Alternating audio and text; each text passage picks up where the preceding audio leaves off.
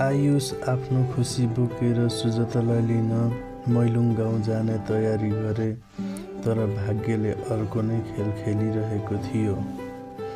ठिक त्यही समयमा मैलुङ गाउँमा एउटा ठुलो विपत्ति आइलाग्यो। गाउँमा अविरल वर्षाका कारण पहिरो गयो र त्यसैले गाउँका धेरै घरहरू बगायो। त्यही पहिरोमा परेर सुजाताको घर पनि ध्वस्त भयो। यो खबर सुन्न साथ आयुषको मुटुको धड्कन रोकिए जस्तो भयो। उनी हतार हतार गाडी लिएर गाउँतिर दौडिए। गाउँ पुग्दाको दृश्य निकै भयावह थियो। मानिसहरू रुँदै थिए, घरहरू भग्नावशेषमा परिणत भएका थिए। आयुषले दौडिँदै सुजाताको घर भएको ठाउँ खोजे, तर त्यहाँ घरको नामोनिसान थिएन। उनले गाउँका मानिसहरूसँग सुजाताको बारेमा सोधपुछ गरे। सुजाता र उनको परिवार कहाँ छ? आयुषले निकै आत्तिएर सोधे। गाउँका एक वृद्धले भने, बाबु, पहिरोले घर बगाउँदा उनीहरूलाई निकै चोट लागेको थियो। सुजाता र उनको परिवारलाई उद्धार गरेर सहरको ठुलो अस्पतालमा लगिएको छ। यो सुनेपछि आयुष फेरि सहरको अस्पतालतिर लागे। उनी अस्पताल पुगेर इमर्जेन्सी वार्ड बाहिर पुगे। त्यहाँ सुजाताकी आमा रोइरहेकी थिइन्। आमा, सुजाता कस्तो छिन्? आयुषले सुजाताकी आमालाई समात्दै सोधे। आयुष बाबु, सुजाताको टाउकोमा गहिरो चोट लागेको छ। उनी अझै होसमा आएकी छैनन्। डाक्टरले निकै खतरा छ भन्दैछन्। सुजाताकी आमा डाको छोडेर रोइन्। आयुषको खुट्टा काम्न थाल्यो। उनी भित्र गएर सुजातालाई देखे। सुजाताको शिरमा सेतो पट्टी बाँधिएको थियो। उनी भेन्टिलेटरमा थिइन्। उनको त्यो हँसिलो अनुहार आज फिक्का भएको थियो। आयुषले सुजाताको चिसो हात आफ्नो हातमा लिएर रुँदै भने, सुजाता, हेर, म आएँ। तिमी उठ्नुपर्छ। हामीले कति धेरै सपना देखेका थियौ। प्लिज मलाई छोडेर नजाऊ। आयुषले हार मानेनन्। उनले सहरका उत्कृष्ट डाक्टरहरूसँग सल्लाह गरे। सुजाताको उपचारका लागि आफूले कमाएको सबै रकम खर्च गरे। दिनरात उनी अस्पतालको बेड छेउमा बसेर सुजाताको स्याहार गर्न थाले। उनको माया र डाक्टरको अथक प्रयासले एक दिन चमत्कार भयो। सुजाताको औँला चल्यो अनि बिस्तारै उनले आफ्ना आँखा खोलिन्। उनले अगाडि आयुषलाई देखिन्। सुजाताका आँखाबाट आँसुका थोपा झरे। आयुष, म कहाँ छु? सुजाताले निकै कमजोर आवाजमा भनिन्। आयुषको खुसीको सीमा रहेन। उनले सुजातालाई अँगालो हालेर भने, तिमी सुरक्षित छौ सुजाता। अब तिमीलाई केही हुने छैन। म तिमीसँगै छु।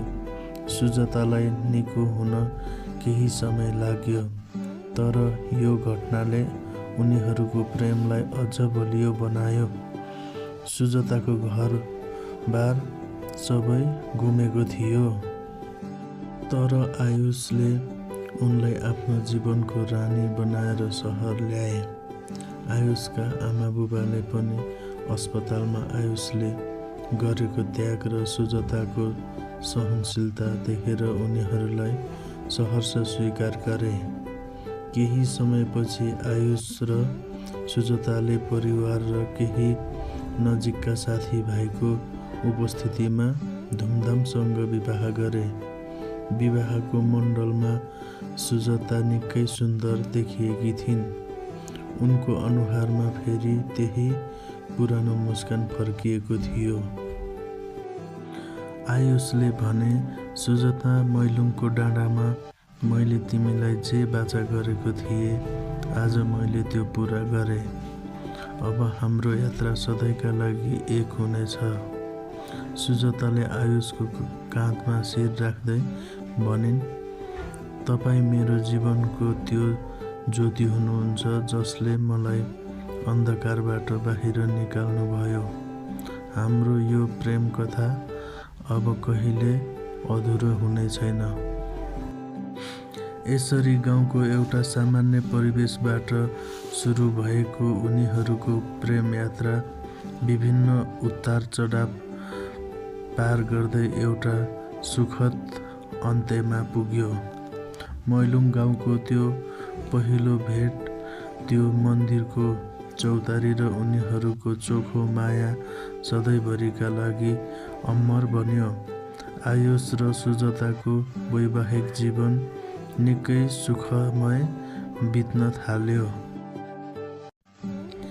आयुष आफ्नो जागिरमा अझ सफल हुँदै गए भने सुजाताले पनि सहरको वातावरणमा आफूलाई घुलमिल गराउँदै आफ्नो पढाइलाई निरन्तरता दिइन्।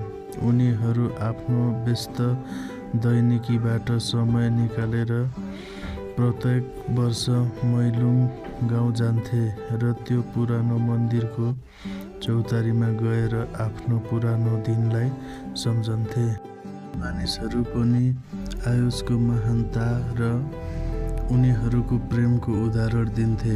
एक दिन जब उनीहरू मैलुङ गाउँको त्यही डाँडामा बसेका थिए जहाँ उनीहरूले पहिलो पटक आफ्नो मनको कुरा साटासाट गरेका थिए, आयुषले सुजाताको हात समातेर भने, सुजाता, जीवनमा कति आँधीबेहरी आउँछन्, तर माया त्यो हो जुन हरेक विपत्तिमा पनि अटल रहन्छ।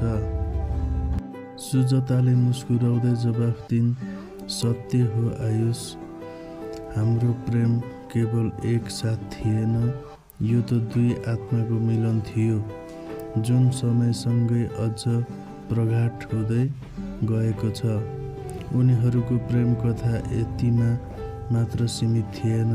उनीहरूले आफ्नो घरमा एउटा सानो छोरीलाई पनि जन्म दिए। उसको नाम उनीहरूले मैलुङ राखे।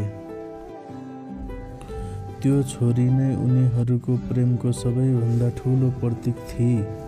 उनीहरूले आफ्नो छोरीलाई मैलुङको माटो, त्यहाँको हावा र उनीहरूको प्रेमको कथा सुनाएर हुर्काए। आयुष सहरका ठुला व्यापारी बनिसकेका थिए, तर उनको मनको एउटा हिस्सा सधैँ त्यो सानो गाउँमै अडेको थियो। उनीहरूले आफ्नो कामको केही हिस्सा मैलुङ गाउँको विकास र त्यहाँको विद्यालयको स्तरोन्नतिमा पनि खर्च गरे, जसले गर्दा पहिरोमा घरबार गुमाएका धेरै गाउँलेहरूले नयाँ जीवन पाए। यसरी नै वर्षौँ बित्दै गए। आयुष र सुजाताको कपालमा चाँदीका धर्साहरू देखिन थालिसकेका थिए, तर उनीहरूको प्रेममा भने कुनै कमी आएको थिएन। उनीहरूले युवा अवस्थामा गरेको त्यो कसम आज पनि उस्तै ताजै थियो। उनीहरूको यो यात्राले संसारलाई यो सिकाउँछ कि सच्चा प्रेमले भौतिक सुख सुविधा वा सहरको चमक धमकलाई हेर्दैन। यसले त केवल दुई हृदयको शुद्धता र एक अर्काप्रतिको समर्पणलाई खोज्दछ। आज पनि जब मैलुङ गाउँको त्यो पुरानो मन्दिरको घण्ट बज्छ, तब त्यहाँका हावाहरूमा आयुष र सुजाताको प्रेमको सुगन्ध मिसिएर आउँछ। उनीहरूको यो कथाले पुस्तौँ पुस्तासम्म मानिसहरूलाई प्रेरणा दिइरहनेछ। प्रेमको यो यात्राले यो प्रमाणित गरेको छ कि यदि मनमा विश्वास र प्रेमको भावना छ भने भाग्यले जतिसुकै परीक्षा लिए पनि अन्त्यमा सत्य र चोखो प्रेमको नै जित हुन्छ। यो कथा केवल एक पुरुष र एक महिलाको सम्बन्धको कथा मात्र नभएर यो त धैर्यता, समर्पण र मानवीय संवेदनाको एउटा उत्कृष्ट दस्तावेज हो। संसारका लागि यो एउटा कथा हुन सक्छ, तर उनीहरूको लागि यो सम्पूर्ण जीवनको सार हो।